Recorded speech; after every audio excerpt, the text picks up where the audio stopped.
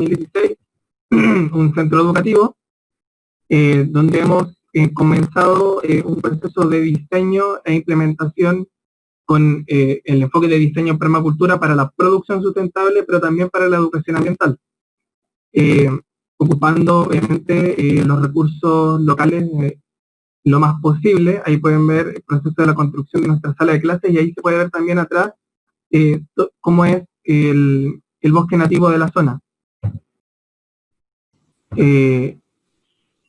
Bueno, hoy en día desarrollamos actividades educativas allá.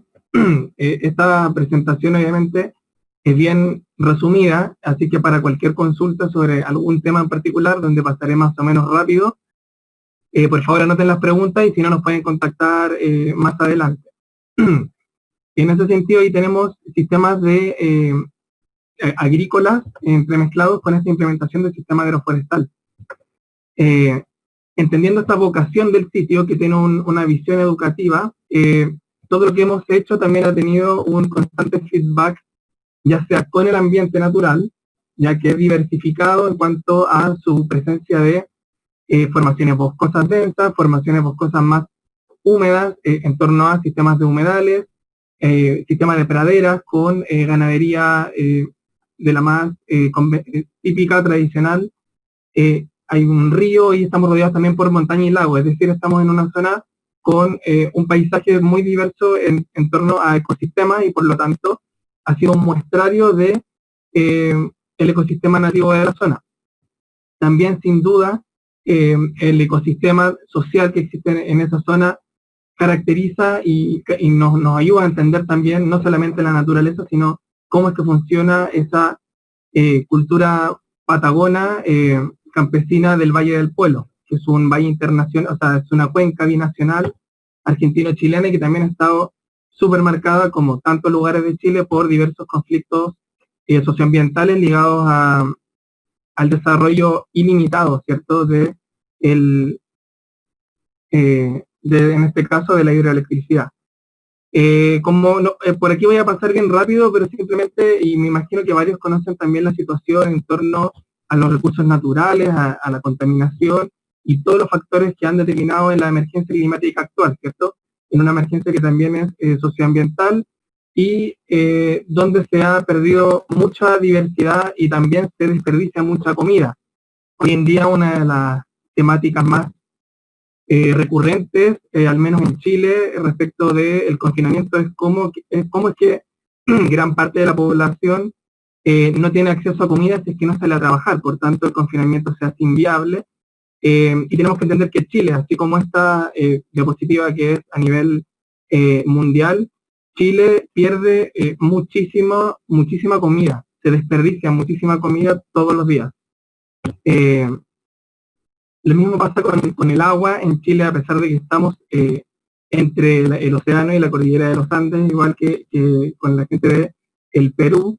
Tenemos una situación de explotación tan importante que ha generado una mega sequía. El problema con el micrófono. Voy a cambiarlo, bueno.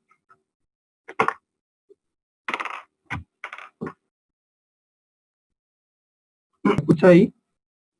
Sí, se te escucha. En una zona bien húmeda, que es el centro-sur de Chile, donde abunda el agua dulce, digamos, tenemos un desembolso del Estado de miles de millones de pesos en camiones de aljibe, ¿cierto?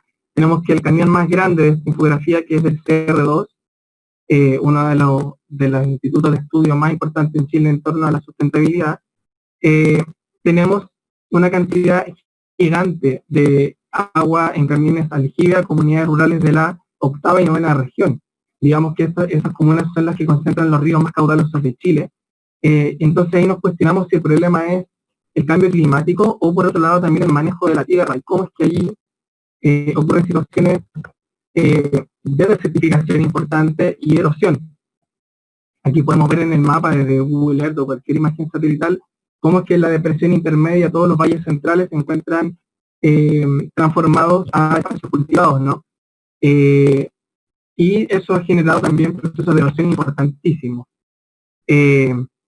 Los monocultivos forestales también han sido muy importantes en el agotamiento de la tierra, en la escasez del agua y, por cierto, en los conflictos socioambientales con comunidades indígenas y no indígenas en Chile, lo que hoy en día genera una situación de mucha violencia por esta inequidad territorial, digamos. En ese contexto, ¿cierto? Bueno, y por otro lado, por último, para cerrar este punto, tenemos que la conservación en Chile se ubica por lo general en zonas no productivas.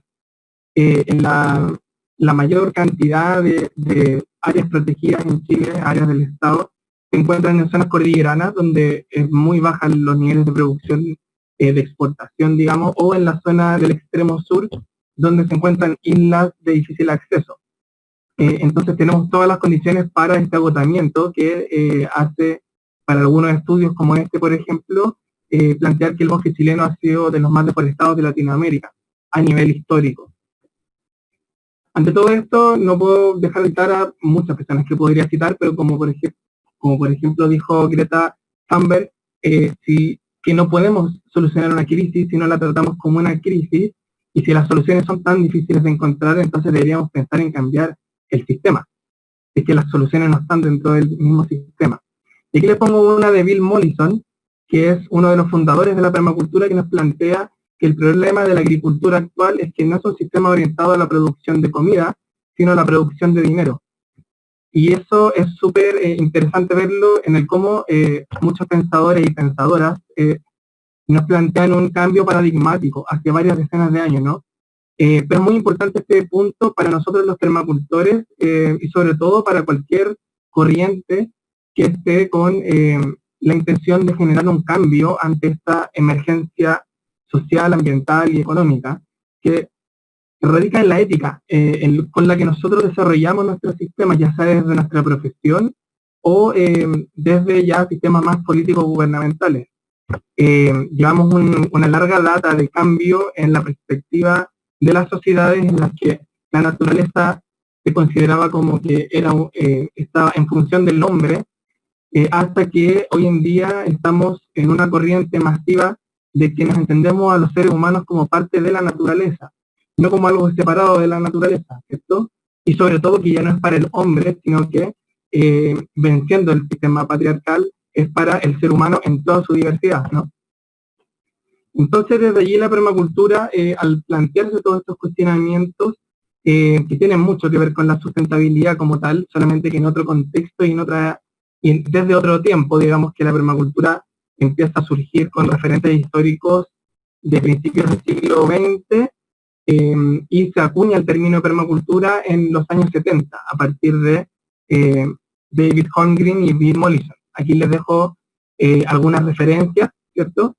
Pero para que entendamos que la permacultura, bueno, a la izquierda tenemos referentes de la permacultura como tal, en esta diapositiva anterior, a los inspiradores de la permacultura, pero podríamos decir que Bill Mollison y David Holmgren son, de alguna manera, los fundadores de ella, los que publican este sistema.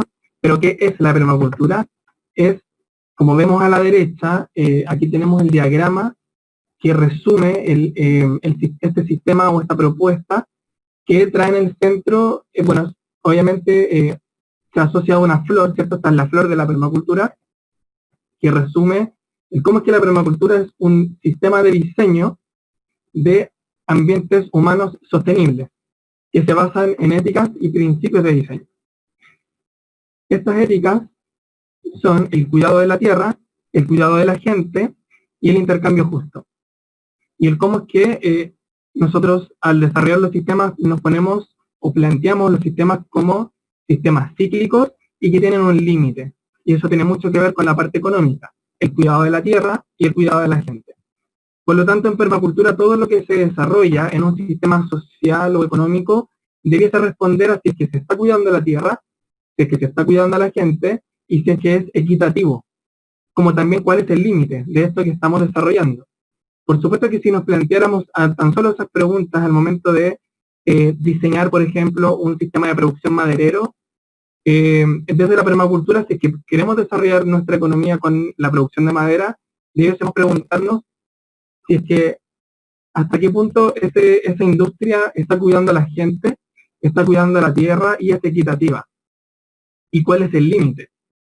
Si es que hiciéramos esta pregunta para cualquier área de desarrollo, nos daríamos cuenta de que en la actualidad la mayoría de la industria o de la producción no respeta a la gente del todo, no es equitativa del todo, y por cierto, no cuida la tierra. Obviamente es una generalización, pero es la realidad actual.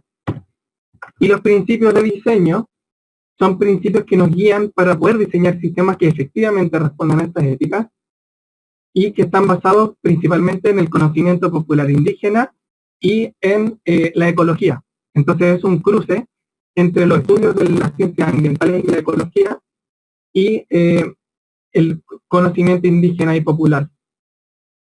Y esto es interesante de analizar porque precisamente la cultura popular indígena o tradicional tiene un entendimiento muy profundo de la naturaleza, ¿cierto? Cada comunidad, cada etnia o cada territorio se basa en una larga data de tradición oral y de observación profunda de este ecosistema que les permite tener un conocimiento muy profundo de cómo funcionan los bosques que los rodean, cómo funciona el sistema meteorológico en el que se ven insertos, etcétera, etcétera, etcétera. Se escucha entrecortado. Debías hablar un poco más lento también. ¿Se sigue escuchando entrecortado? Lo que pasa es que se escuchan como unos golpecitos o como aire, pero, o sea, se escucha bien el mensaje, solo que hay un ruidito atrás de todo. Bueno, pero quizás también es la cercanía. Lo voy a dejar ahí. Bueno, me avisan si es que se deja de escuchar o ya no se entiende el mensaje, por favor. Sí, no te preocupes. Entonces tenemos las éticas de la permacultura, ¿cierto? Y que estas éticas y estos principios aplican a todo un sistema, ¿cierto? Que tiene que ver con educación y cultura, con las finanzas y la economía, con construcción, con gobernanza comunitaria, con salud, espiritualidad, herramientas, tecnología. Y en una parte, en un pétalo, estamos hablando de la administración de la tierra y la naturaleza, donde allí está la agroforestería y la agroecología. Entonces la permacultura como tal es prácticamente un pensamiento político y una propuesta de desarrollo humano, que es, por cierto, basada en la interdisciplina, en la integración de conocimiento tradicional, moderno, intelectual, etcétera. Entonces hablamos de un diseño integrado. Esa es la visión de la permacultura y eso es lo que propone. Aquí les dejo 3 definiciones, que no las voy a leer y se las voy a dejar en el PowerPoint o que la puedan ver después en el video, pero son de algunos creadores. Por ejemplo, lo que es una estructura conceptual y un sistema emergente de diseño, o que es un territorio diseñado conscientemente, y que es una filosofía de trabajar con la naturaleza y no en contra de la naturaleza. Y tiene que ver con las relaciones y cómo nos comunicamos dentro del paisaje, ¿ya? Uno de los principios también de la permacultura es cómo nosotros pasamos de ser consumidores en general como individuos a ser productores.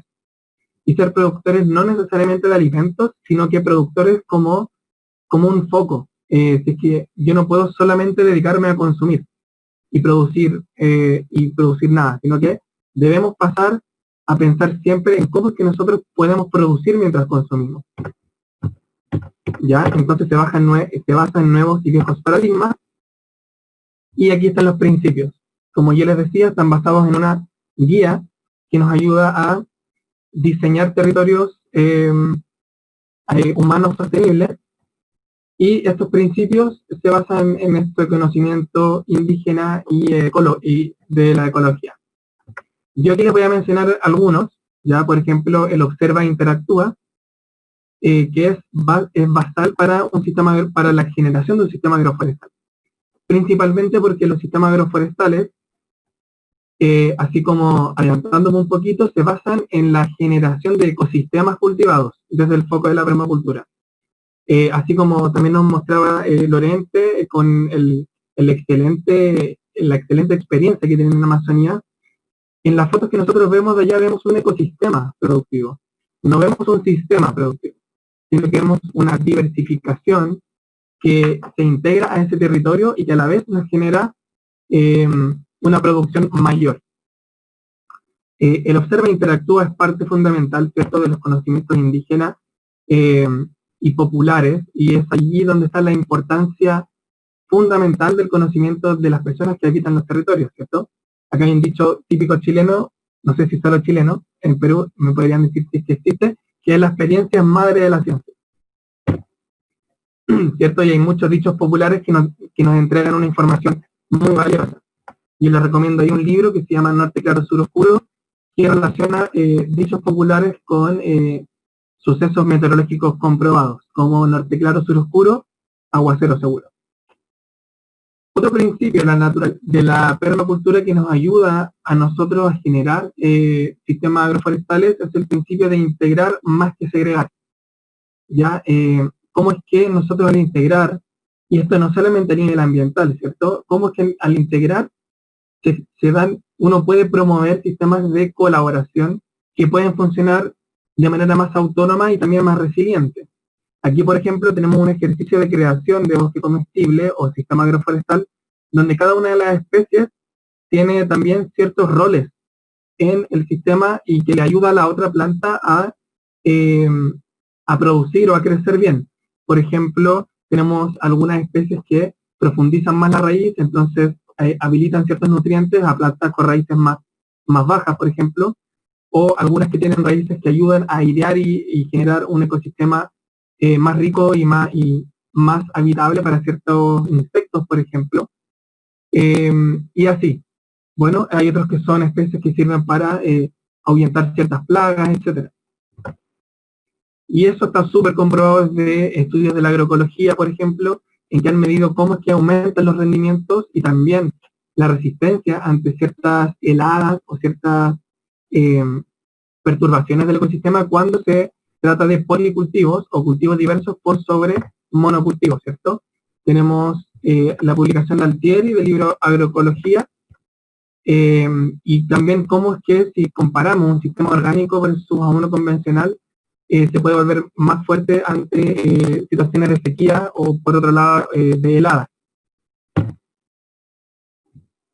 Otro principio importantísimo que les quiero compartir es el de un elemento, muchas funciones. Cuando uno crea un sistema agroforestal o cuando uno crea lo que sea en permacultura, como le mostraba la flor, en cualquier área en que ustedes se quieran dedicar, un principio fundamental es que un elemento que uno quiere integrar en un sistema, uno tiene que sacarle todas las funciones posibles, identificarlas al menos y ojalá promoverlas. El ejemplo de la gallina es bien interesante porque una gallina no solamente nos da huevos, ¿cierto? Sino que tiene una serie de funciones que tienen ciertas entradas y ciertas salidas.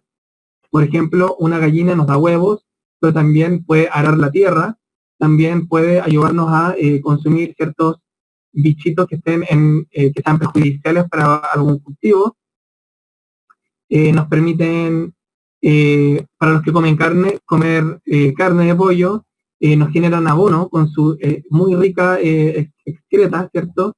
En fin, tiene una serie de beneficios que nosotros al identificarlos los podemos utilizar en nuestro diseño, ¿cierto? Y esa es la idea de la permacultura y eso es lo que nosotros hemos hecho con nuestro sistema agroforestal y ya vamos para allá.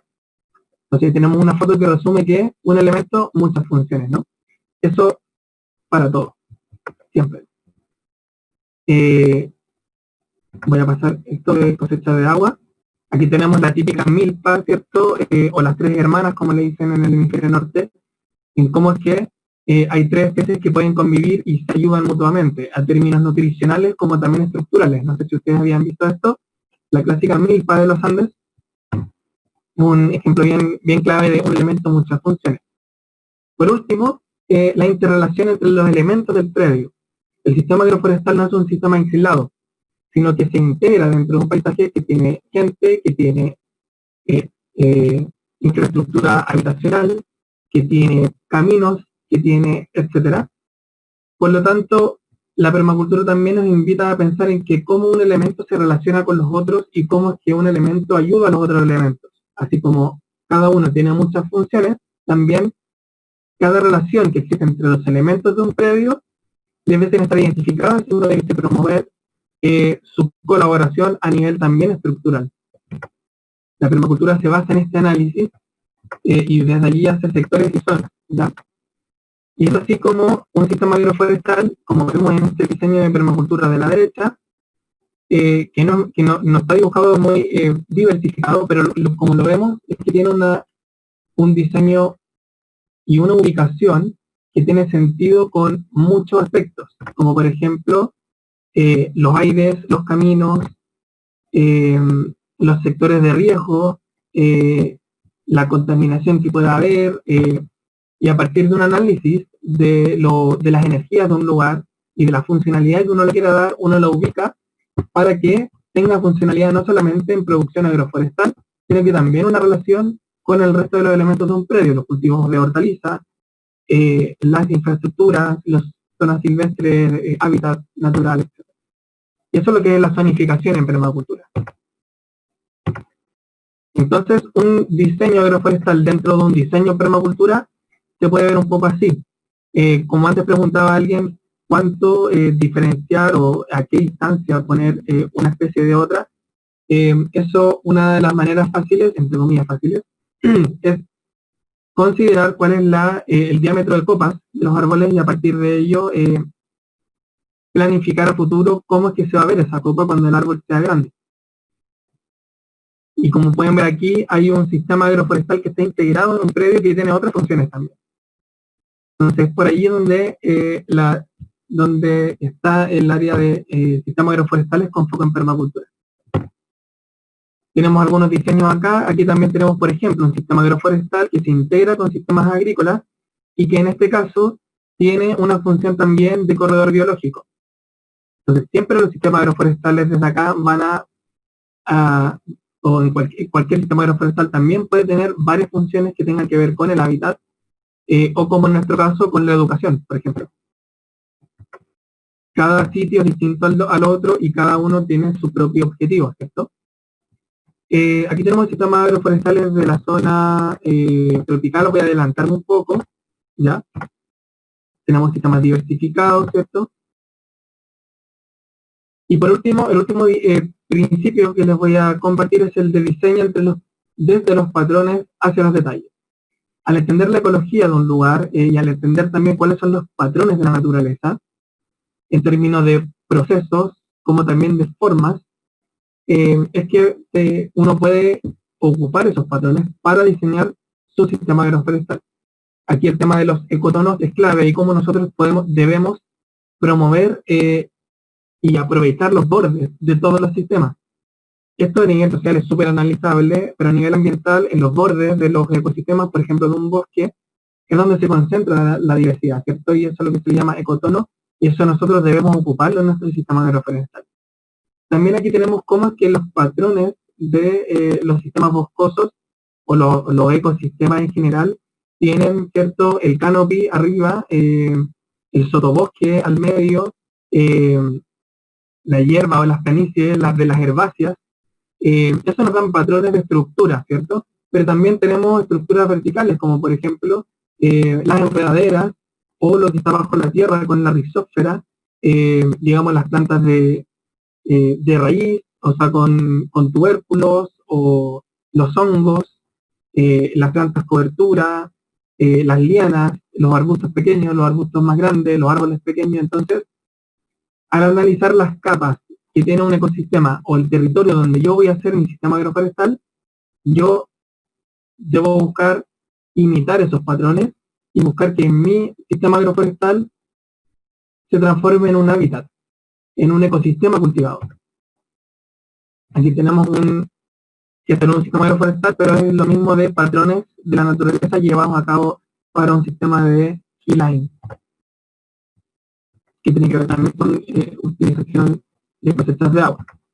Y por último, cómo también podemos integrar a los animales en nuestro sistema agroforestal a través de los sistemas silvopastoriles. ¿Ya? Y esto lo voy a pasar porque ya se me acaba el tiempo, pero tenemos que los sistemas silvopastoriles intensivos ocupan mucha menor, o sea, a ver, la pregunta es ¿cuánta tierra se necesita para producir una tonelada de carne por año en el Caribe seco de Colombia? ¿Ya? Esto es de material de la SOCLA, de la Sociedad Científica Latinoamericana de Agroecología. En un estudio que han hecho, han identificado que el sistema silvopastoril es el más eficiente en cuanto a la cantidad de área que se necesita por animal. Y si integramos en los sistemas agroforestales, podemos tener que en muy poco espacio vamos a producir mucho animales y todo lo que nos ofrece un sistema agroforestal. Bueno, nuestro caso en Patagonia Norte, en la comuna de Cochamó, se ubica en esta zona baja. No sé si se ve mi mouse, pero en esta zona baja existe un renoval de bosque nativo de todo este cerro y este monte que está atrás, que es una parte de bosque templado lluvioso de tipo siempre verde, con algunas zonas laurifolias y andino-patagónicas, pero que son formaciones boscosas siempre verdes, es decir, que se caracterizan por tener la mayoría de las especies perennes. Nosotros en el plano de abajo, donde está nuestro sistema agroforestal, se trata de un renoval de bosque, de unos 30 a 40 años, conformado principalmente por formaciones arbóreas de maqui, coihue, avellano y arrayán, y principalmente radal. Entonces, en un renoval de bosque nosotros lo que comenzamos a hacer fue una sucesión hacia un sistema agroforestal que no perdiera la diversidad nativa, sino que incluyera nueva diversidad nativa funcional para nuestra producción.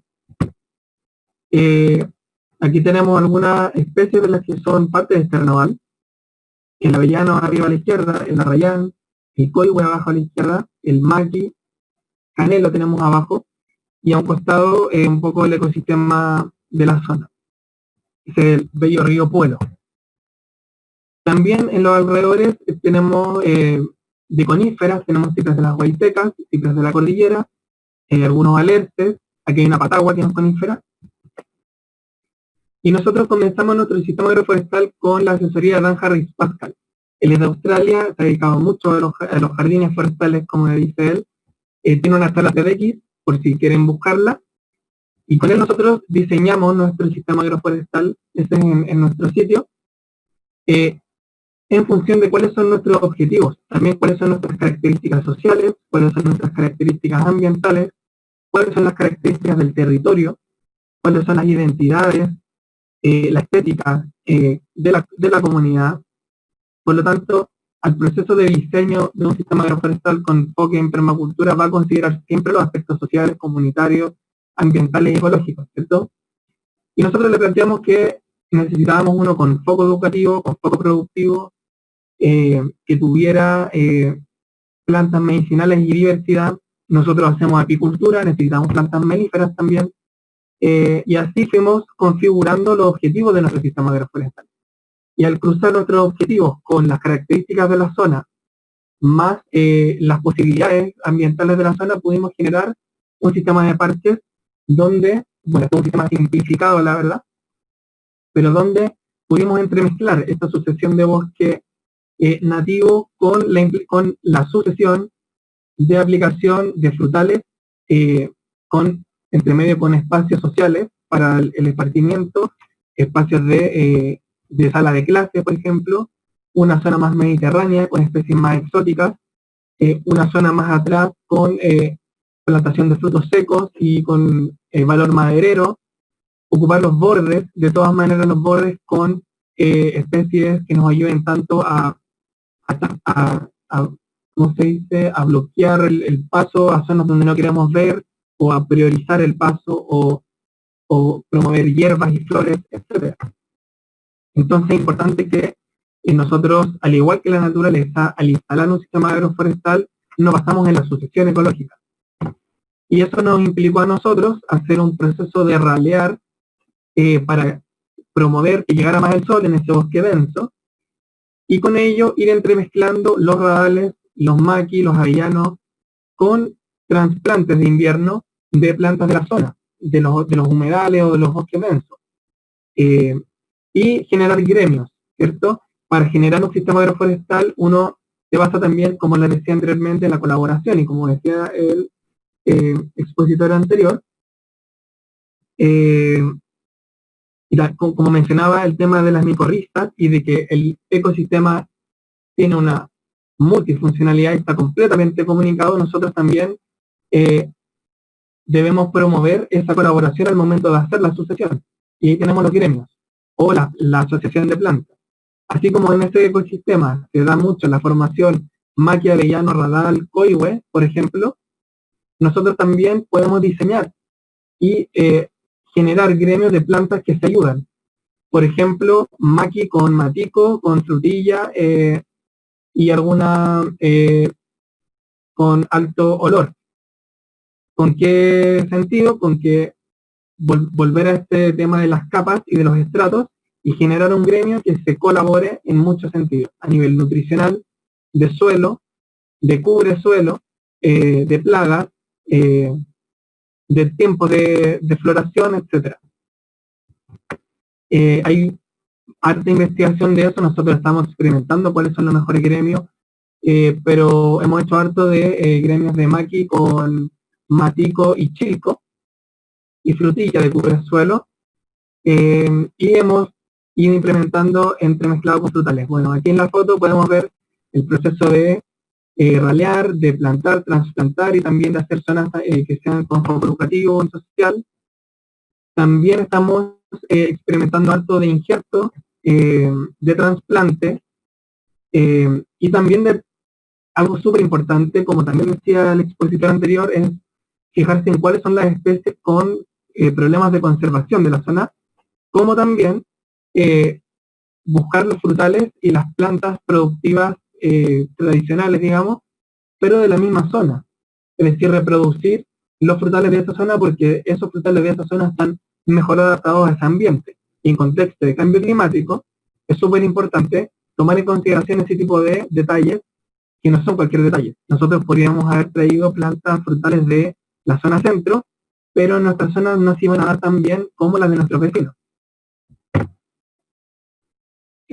Finalmente, para ir cerrando, nuestro sistema agroforestal actual tiene entonces, aparte de todas las agrícolas, digamos, hortalizas, tenemos calafate, tenemos murta, que son arbustos nativos de la zona patagónica, tenemos matico, que es medicinal, es melífero también, pepa, boqui, que es esta enredadera de arriba a la derecha, que sirve para las lianas también.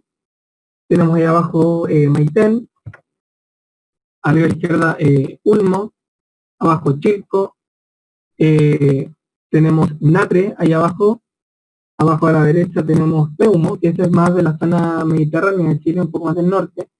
Tenemos nalca, tenemos lingue, y esto entremezclado con manzanos, duraznos, castaños,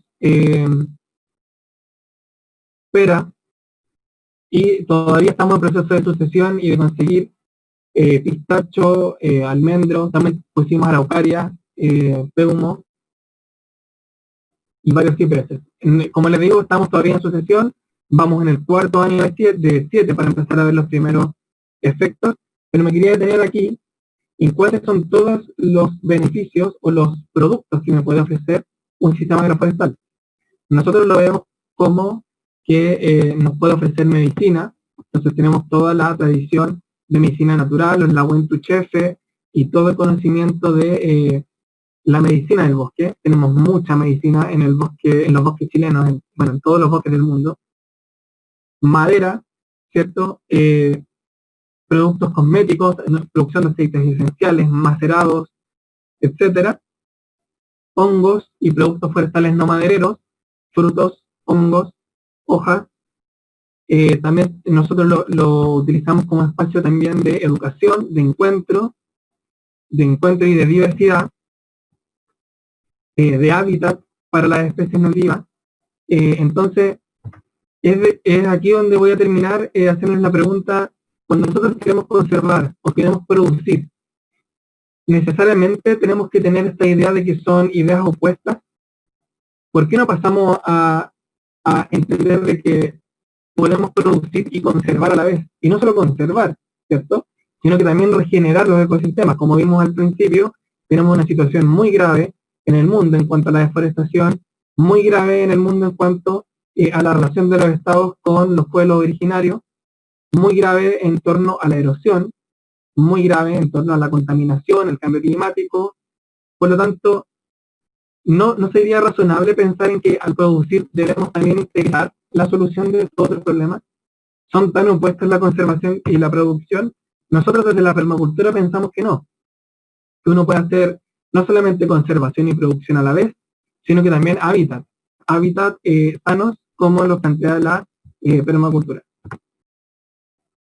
Entonces el último principio que les transmito es que en el problema está la solución, y en la cantidad de problemáticas en las que estamos hoy en día sumidos, podemos encontrar soluciones. Por ejemplo, en esta pandemia de confinamiento, ¿cómo es que surgen soluciones de redes funcionales de alimentación? ¿Cómo es que han surgido los emprendimientos locales a partir de la necesidad, ¿cierto? Pero cómo eso regenera la comunicación con los vecinos, con los barrios, cómo es que los ciclos se hacen más cortos de consumo, cómo es que se generan instancias como esta de transmisión de conocimiento, de redes. Entonces, siempre que nosotros analicemos un problema, entendamos que ahí también hay recursos para las soluciones. Eso es parte de la naturaleza, ¿cierto? Y cuando un árbol cae, eso puede llegar a ser un problema, pero el mismo bosque lo transforma en una solución. Entonces, en la vida moderna de la ciudad, en la que la mayoría de los estudiantes universitarios estudian, tenemos que entender de que también uno puede hacer permacultura, también puede hacer agroforestería y agroecología. Y no solo eso, sino que también hacerle frente a los problemas sociales que existen hoy día. Cierro con esta frase, perdón que ya hablo muy rápido. Y, bueno, dice, esto es de David Holmgren, dice que no existe la granja modelo, tampoco la finca o rancho ideal. Lo que existen son ejemplos demostrativos de tecnología apropiada, aplicada a cada clima, terreno y propietario en particular, y que están actuando en un contexto social y económico muy distinto a cualquier otro. Cada modelo expresa una cultura, ¿cierto? Manifiesta la cultura de la gente. Entonces, eso es importante para desestandarizar también los sistemas productivos y cualquier sistema. Y finalmente, David nos plantea que en este contexto, la permacultura y la agricultura orgánica campesina se presentan como respuestas efectivas a las limitaciones del uso de energía y disponibilidad de recursos renovables, y pasan del estatus de respuestas alternativas a la crisis ambiental a ser la forma de vida de las sociedades postindustriales. Hoy en día, con los problemas que existen, nosotros desde la permacultura planteamos que el futuro debe ser integrado, debe ser basado en un diseño integrado, y que de cualquier forma, en esta época de post-industrialización que nos trajo el cambio climático y el colapso de este sistema como está configurado, ¿cierto? Ya estamos en un traspaso de lo alternativo, de lo muchas veces prejuiciado como algo extremista, como algo hippie o lo que sea, a ser realmente la forma de vida en que las sociedades postindustriales van a poder vivir bien. Hay mucha bibliografía de esto, mucho de permacultura, de bosques comestibles, agroforestería con enfoque de permacultura. Les invito a seguir conectados, a que puedan encontrar los sitios de permacultura cerca de ustedes. En Perú y en Chile hay varios, hay mucha agroecología, hay muchas iniciativas muy bonitas. Nosotros como Raíces del Viento estamos en la 10ª región, todos invitados a seguir en red. También, si es que les interesa, nosotros con redes, a partir del estallido y la revuelta social en Chile, hicimos una cuenta de Instagram que se llama Permacultura para Todos, y allí es una cuenta un poco más educativa en permacultura. Les invito a seguirla si es que quieren seguir una cuenta que educa, porque nosotros como Raíces en realidad educamos en el sitio principalmente, pero si quieren desde las redes puede ser a través de Permacultura para Todos. Le agradezco nuevamente a las organizadoras y organizadores de acá, y nada, les mando un abrazo a la gente hermosa del Perú, mucha fuerza a todos y a todas. Muchas gracias, Raimundo, por compartirnos tu experiencia y por dejarnos grandes reflexiones, ¿no?, sobre la filosofía